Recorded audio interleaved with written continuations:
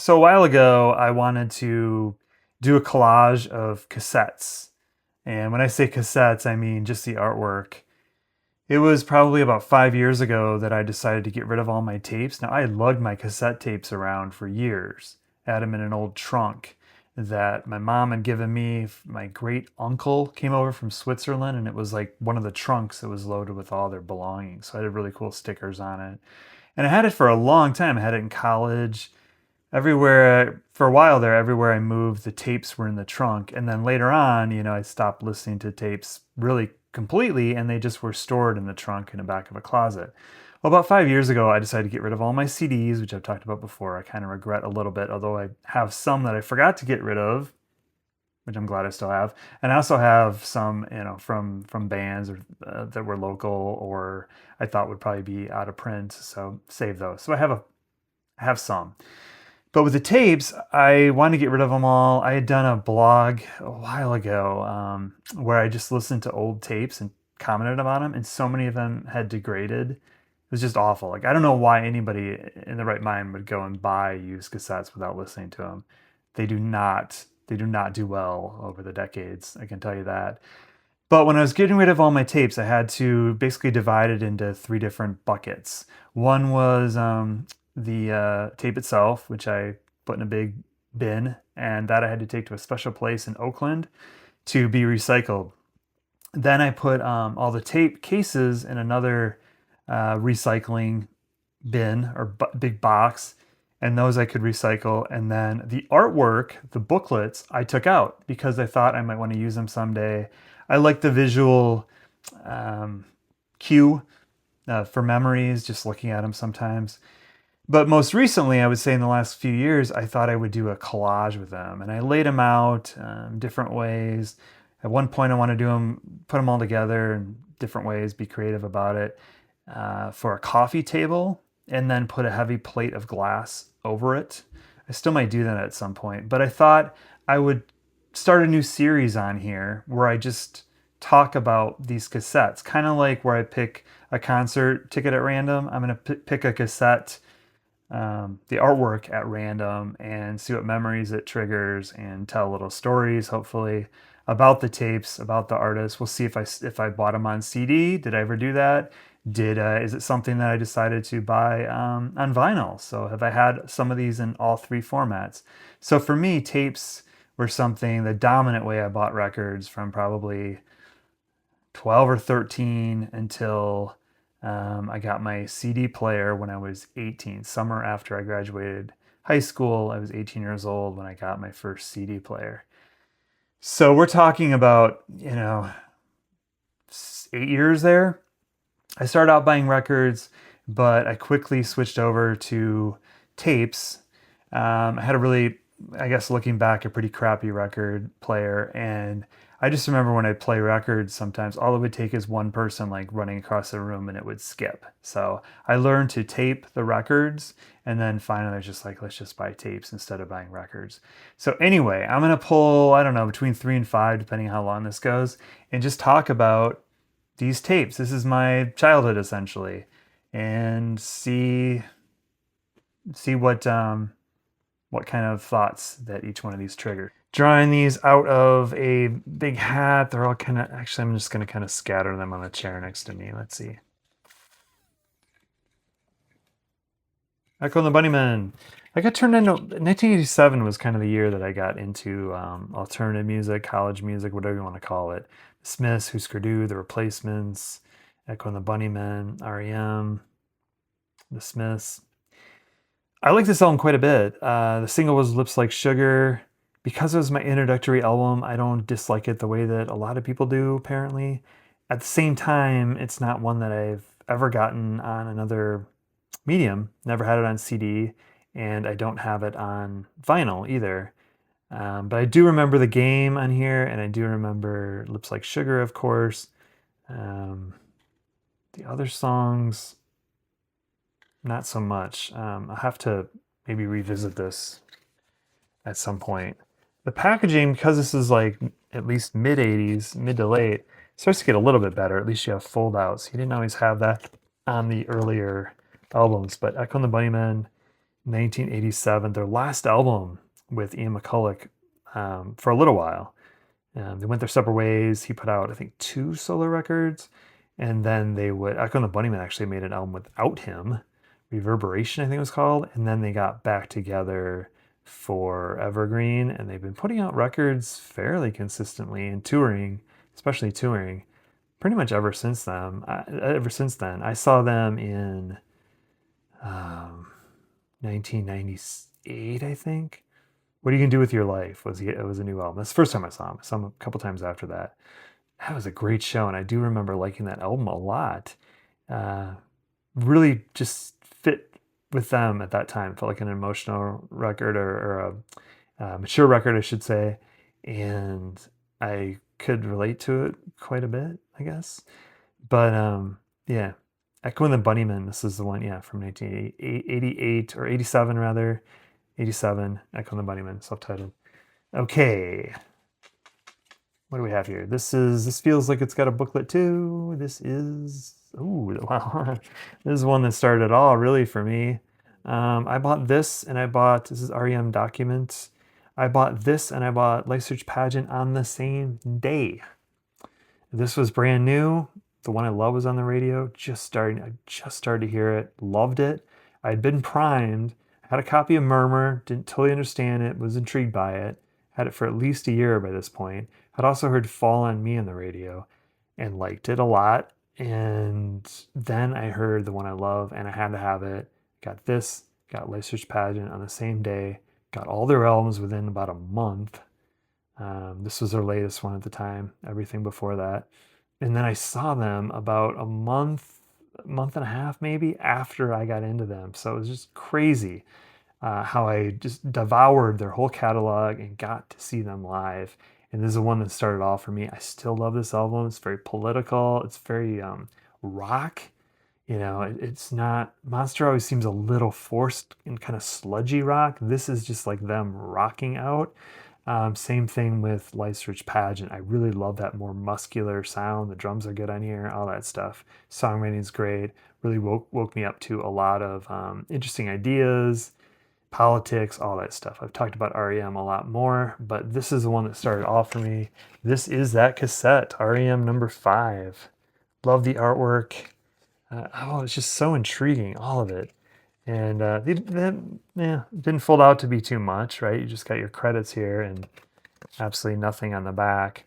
But this is definitely one where I had it on tape, and then I got it on CD, and now, of course, I have it on vinyl as well. R.e.m. Document from 1987. Okay. This feels like an older one because it's just a single panel. Cars, Greatest Hits. Boy, this is a great Greatest Hits record. I mean, a lot of people say their first album's like a Greatest Hits, and it kind of is. But man, this just felt like it had everything. I was already into them. I had Heartbreak City. That's the first one I got from them, by them. And then I got their self-titled record. And this came out, I think, in 85. And I remember it was Christmas, at least around Christmas when I got it. And Tonight She Comes was on the radio, and I just fell in love with this band through this record. I liked Heartbreak City. I liked the Cars. I absolutely loved this album. Songs like Let's Go, Since You're Gone, Just What I Needed, Shake It Up, you name it. It's like just packed with killer songs. Good Times Roll, Drive, of course.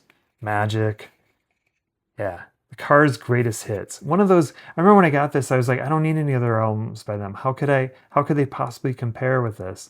And in some ways I was right. I mean, I do love the first 2 records. I still have a soft spot for Heartbreak City. Shake It Up doesn't do a whole lot for me. It was the last one I bought. Not that long ago. Really didn't know that one that well.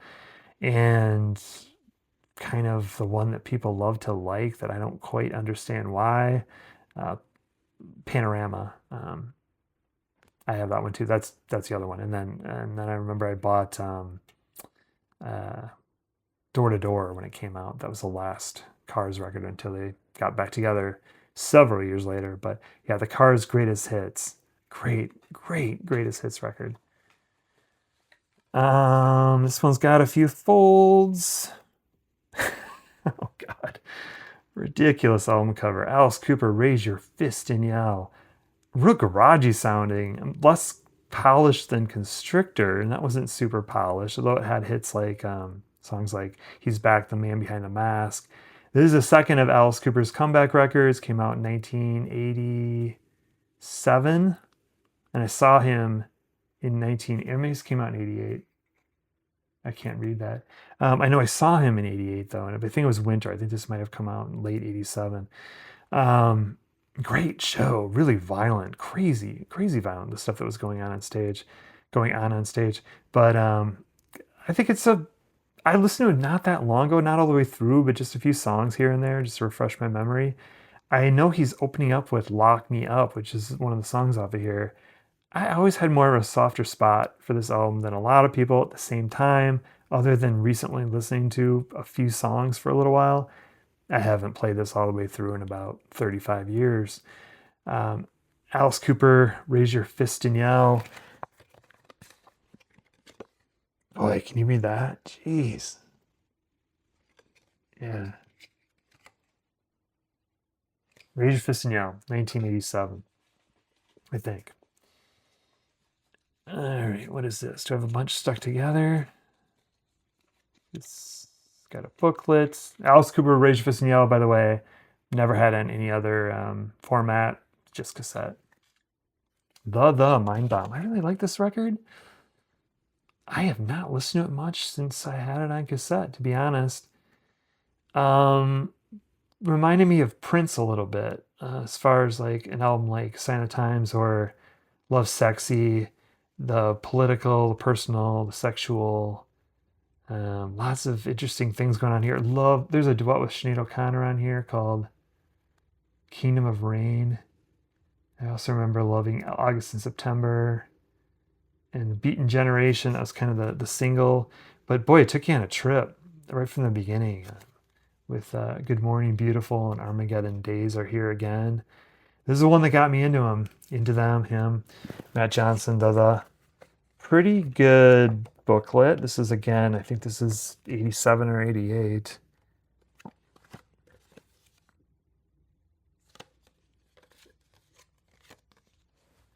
My mom. All right, let's do another one.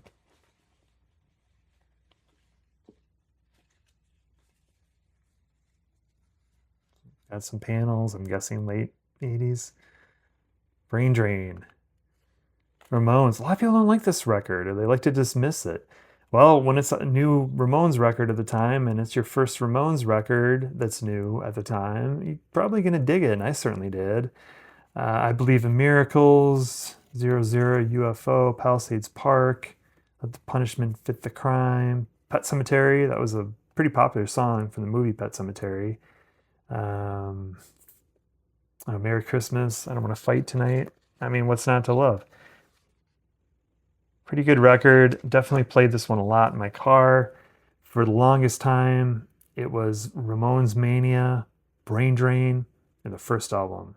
Played those a lot, especially Mania. That is one I had on all, like, I don't have that on vinyl, but I had that on CD as well. Brain Drain, I just had on tape, and this is it. Okay. This one. Single panel, I'm guessing older. Dark Side of the Moon? Yeah, wow. Yeah, this is real crappy as far as packaging, right? Whole bunch of information about the tape process, I guess. XDR. Got into Pink Floyd Through the Wall. This was probably the second thing I had by them. I couldn't get into it, to be honest with you. It would take me a long time. It wasn't the same sound, the Waters led band that I was introduced to. So it kind of felt like a song collage or an album of sounds, collage of sounds more than an album of songs, especially compared to something like The Wall. I always loved Brain Damage and Eclipse and well, once I started hearing it more, and especially liked Money at the time. Of course, now I absolutely love this record. It would take some time though. Back in the day, I think it probably wasn't until my mid-20s ish, they started getting into this. And then I kind of ignored it for a long time. And then I would say in the last, you know, 10 years, I've really gotten into Dark Side again, Dark Side of the Moon. And I understand it more and I appreciate it more than I did before. But this was the first one. So I had it on cassette. This is it. And then I had it on CD. And then eventually, I got it on vinyl. I think I've had 2 copies on vinyl. But Dark Side of the Moon. This is a big one. Okay, some of these were the packaging, the booklet was so thick. I remember having trouble closing the case, right? Like you put the tape in there and it was a tight fit, but I always really appreciated it. Like they're giving you something substantial. So what is this? Standing on a Beach, the singles, The Cure. Yes. Like the Cars' greatest hits, just a killer collection. Similar too, in that I bought their new album first, The Cars with Heartbreak City. This time it was Kiss Me, Kiss Me, Kiss Me. Loved it. Then quickly got this, which was put out right before it. And then before this was Head on the Door. But I bought this after I got Kiss Me, Kiss Me, Kiss Me. And I loved everything about it. The mysterious cover, some of the songs, the wide just breadth of what's on here. And yeah, see insert for B-sides. Okay, this is weird. I don't remember this. Or at least it wasn't fresh in my mind that the B-sides were on here. The unavailable B-sides. Okay, that I'd completely forgotten that the B-sides were all on here. Since then I've been listening to it on vinyl, have it on vinyl, and still think it's a killer collection. The Cure, Standing on the Beach, the singles, and unavailable B-sides.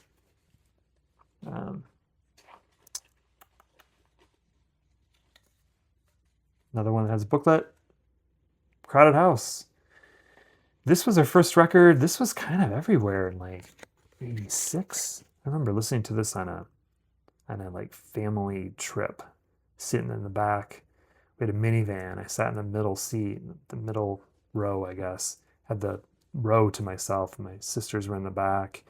And I would just put on the headphones, these lousy, plugged in my Sony Walkman, like lousy headphones that were like the fuzzy little headphones that just leaked sound. My dad would always think I had stuff turned up so loud. I'm like, here, put these on. It's not turned up as loud as you think it is. I'm not going to go deaf listening to this. It's just leaked sound everywhere. And yeah, this was an album that introduced the band to everyone. I mean, a lot of people knew some of these members from Split Enz. I certainly didn't know any of that stuff until later. But this was a pretty big album. It had Don't Dream It's Over was a big hit, and so was Something So Strong. Gotten into them a little bit more since then. I really liked the album after this. Better Be Home Soon. Had a friend that would always play that on a guitar. I always enjoyed that song and that album. But yeah, this is the first one. Little like 3-point type or something. Crowded House. Okay, I'm gonna do one more. Another one this feels kind of old. AC/DC, Highway to Hell. Wow. I enjoy the Bon Scott era a whole lot more than I do Brian Johnson. I really don't care for Brian Johnson. I don't like his voice at all. Of course, I like Back in Black. I like some songs off of some of the records since then. But I like Bon Scott a lot. I think the songwriting is so much better. It's more humorous. I like his voice a whole lot better. And Highway to Hell is like, the last album they put out with Bon. Great records produced by John Mutt Lang.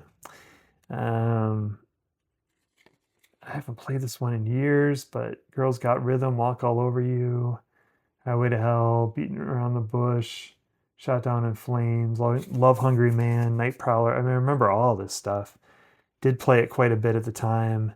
Highway to Hell, I've never had it on CD, and I've never had it on vinyl. I've thought about getting it on vinyl. I think I have like almost all the other Bon Scott era AC/DC and a couple Brian Johnson AC/DC albums. But for some reason, I don't have what I would probably consider the best one, Highway to Hell. Thanks, everyone. I think I'm going to keep doing this. Let me know what you think. It's just kind of fun. It's these are all albums I had as a kid, or tapes. Interesting to talk about them. Interesting to kind of put them in context, and I think kind of interesting to see if I ended up if they stuck with me, right? If it's something I still listen to, or if it's something like Highway to Hell that you kind of commit to memory, you know it really well, and you kind of don't listen to it anymore. Although I don't know, kind of want to crank it up now. Who knows? Thanks for checking this out. I appreciate it.